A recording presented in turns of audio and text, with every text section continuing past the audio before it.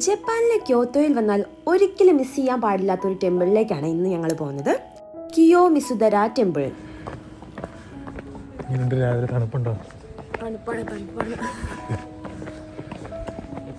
Sunrise കാണാൻ പറ്റുമോ? ഇല്ല, ഞാനാണ് ഉറങ്ങിയത്. ജപ്പാനിലെ ഏറ്റവും പഴക്കമുള്ള ടെമ്പിളിൽ ഒന്നാണ് കിയോമിസുദര ടെമ്പിൾ. അതിൻ്റെ എൻട്രൻസ് ആണിത്. ഇവിടെ നിന്ന് പയ്യെ സ്റ്റെപ്പൊക്കെ കയറി വേണം നമുക്ക് ഉള്ളിലേക്ക് പോകാൻ. അപ്പോൾ നിങ്ങൾക്ക് ഞങ്ങളുടെ വീഡിയോസ് ഇഷ്ടമാവുകയാണെങ്കിൽ ലൈക്ക്, ഷെയറും കമൻറ്റും ഒന്നും ചെയ്യാൻ മറക്കല്ലേ. ഇതൊരു ബുദ്ധിസ്റ്റ് ടെമ്പിളാണ്. കിയോമിസുദര എന്ന് വെച്ചാൽ പ്യുവർ വാട്ടർ ടെമ്പിൾ എന്നാണ് അർത്ഥം. ഇതൊരു വേൾഡ് ഹെറിറ്റേജ് സൈറ്റിൽ ഉൾപ്പെട്ടിരിക്കുന്ന ടെമ്പിളും കൂടിയാണ്. അതിൻ്റെ തൊട്ടടുത്ത് തന്നെയായിട്ട് ട്രഡീഷണൽ ജാപ്പനീസ് ആർക്കിടെക്ചറിൽ പണിത ഈ പഗോഡ നമുക്ക് കാണാൻ പറ്റുമേ. ഇതിൻ്റെ റെഡ് കളറൊക്കെ നല്ല ഭംഗിയല്ലേ. ഇവിടെ വരുന്നവരെല്ലാവരും ഈ സ്പോട്ടിൽ നിന്നിട്ട് ഒരു ഫോട്ടോ എടുക്കാറുണ്ട്. പിന്നെ ഇവിടെ നിന്ന് നമുക്ക് ക്യോത്തോ സിറ്റി മുഴുവനായിട്ട് കാണാൻ പറ്റുമേ.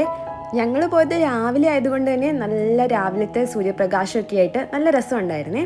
വെറും 500 എന്ന് മാത്രമേ ഒരാൾക്ക് ഇവിടെ എൻട്രൻസ് ഫീ ഉള്ളേ. പിന്നെ രാവിലെ 6 മണി തൊട്ട് വൈകിട്ട് 6 മണി വരെയാണ് ഓപ്പണിംഗ് ടൈം.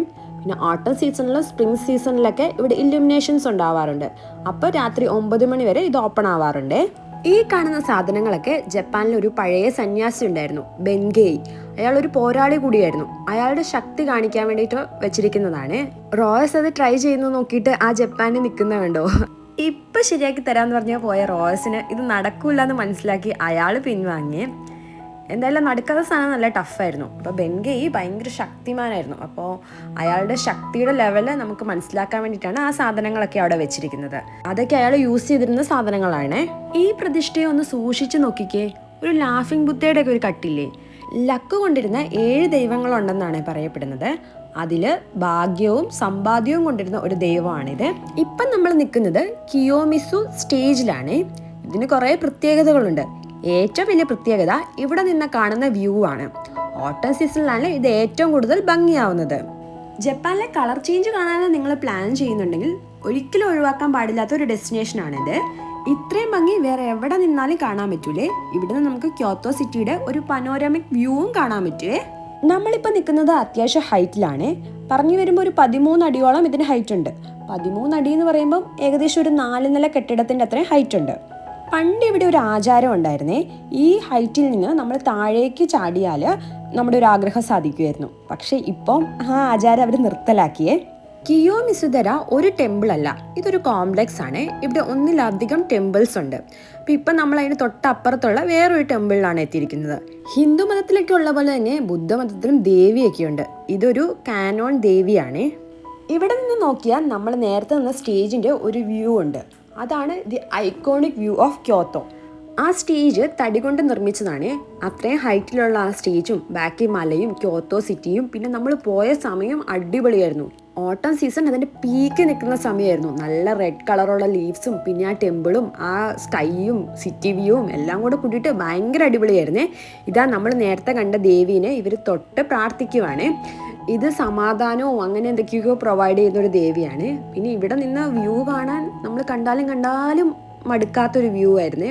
പക്ഷെ നല്ല തിരക്കായിരുന്നു. ഞങ്ങൾ പോയത് പീക്ക് സീസണിലാണല്ലോ, അതുകൊണ്ട് തന്നെ അവിടെ നിൽക്കാൻ സ്ഥലം കിട്ടുന്നത് തന്നെ ഭാഗ്യം. നിങ്ങൾക്ക് കാണാൻ പറ്റുന്നുണ്ടല്ലോ, അപ്പുറത്ത് നിറയെ ആളുകൾ. അപ്പുറത്തു നിന്നൊക്കെ ഫോട്ടോ എടുക്കാൻ ഭയങ്കര ടഫായിരുന്നേ.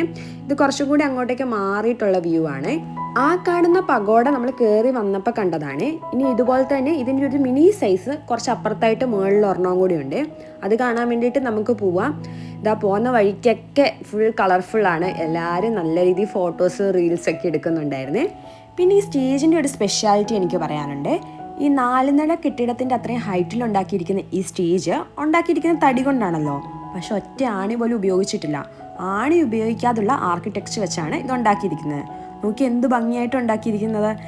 ആണി ഉപയോഗിക്കാതെ ഇത്രയും തടിയും ഇത്രയും ആൾക്കാരെ ഇത് ഹോൾഡ് ചെയ്യുന്നില്ലേ. അപ്പോൾ ജാപ്പനീസ് ആർക്കിടെക്ചറിൻ്റെ പ്രത്യേകത മനസ്സിലായല്ലോ. ഞങ്ങൾ ആ ലിറ്റിൽ പഗോഡ കാണാൻ വേണ്ടിയിട്ട് പോയപ്പോൾ ഇതാ ഇവിടെ വേറൊരു ടെമ്പിളിലേക്കുള്ള റൂട്ട് വെച്ചിരിക്കുന്നു. 1-2 പേരൊക്കെ പോയിട്ട് വരുന്നതും കാണുന്നുണ്ട്. അപ്പം ഞങ്ങളും ജസ്റ്റ് ഒന്ന് പോയി നോക്കാമെന്ന് വിചാരിച്ച് കയറിയപ്പോൾ തന്നെ മങ്കി ഉണ്ടാവും. അതിനെ കാണുമ്പോൾ സൂക്ഷിക്കണം എന്നൊക്കെ ഒരു ബോർഡ് കണ്ടു. അപ്പോൾ മനസ്സിലാക്കിയ ഒരു കാട് ഏരിയയാണ്. കുറച്ചങ്ങോട്ട് പോയപ്പം നല്ല വിജനതയും ഉണ്ട്, നല്ല കൊടും കാടുമായിരുന്നു. പക്ഷെ എവിടെയോ വാട്ടർഫോളിൻ്റെ ഒക്കെ ഒച്ച കേൾക്കുന്നുണ്ടായിരുന്നേ. അപ്പോൾ ഒരു വാട്ടർഫോളൊക്കെ പ്രതീക്ഷിച്ചാണ് ഞാൻ പോയത്. പക്ഷെ ഞങ്ങൾ എത്തിയത് ഈ പടിപ്പുരയൊക്കെയുള്ള ഈ ടെമ്പിളിൻ്റെ ഫ്രണ്ടിലാണ്. ക്യോട്ടോ നിറയെ ഇതുപോലത്തെ ടെമ്പിൾസ് ആണ്. ജപ്പാൻ്റെ ഒരു വേറെ കൾച്ചറൽ സൈഡ് ഭയങ്കരമായിട്ട് കാണുന്നൊരു സ്ഥലമാണ് ക്യോട്ടോ. ഇതൊരു ഹിഡൻ ടെമ്പിൾ എന്ന് വേണമെങ്കിൽ പറയാം.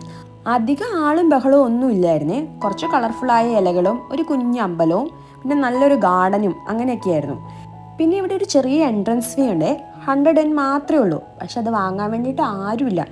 ജസ്റ്റ് അവിടെ ഒരു ബോക്സ് വെച്ചിട്ട് അവിടെ 100 yen എൻട്രൻസ് ഫീ ഉണ്ടെന്ന് മാത്രമേ എഴുതിയിട്ടുള്ളൂ. നമ്മളെ അവരങ്ങ് വല്ലാണ്ട് വിശ്വസിക്കുവാണ്. ഇതത്ര ഫേമസ് സ്പോട്ട് അല്ലാത്തത് കൊണ്ട് തന്നെ ഒത്തിരി ആളൊന്നും വരുന്നില്ല.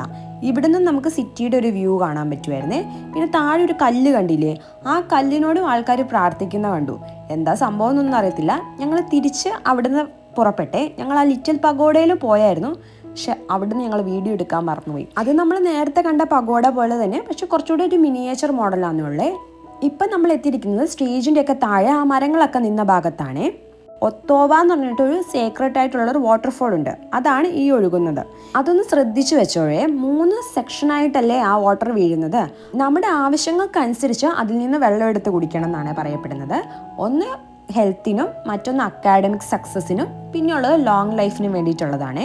എന്നാൽ അതിബുദ്ധി കാണിച്ച് 3ഉം കൂടെ നമ്മൾ ഒന്നിച്ചു കുടിച്ചാലോ, നമ്മളൊരു അത്യാഗ്രഹിയായി മാറുകയും ചെയ്യേ. താഴേക്ക് ഇറങ്ങിയപ്പോൾ എവിടെ നിന്ന് ഫോട്ടോ എടുക്കണമെന്നായിരുന്നു കൺഫ്യൂഷൻ. എവിടെ നോക്കിയാലും നല്ല കളർഫുൾ ആയിട്ടുള്ള ലീവ്സ്.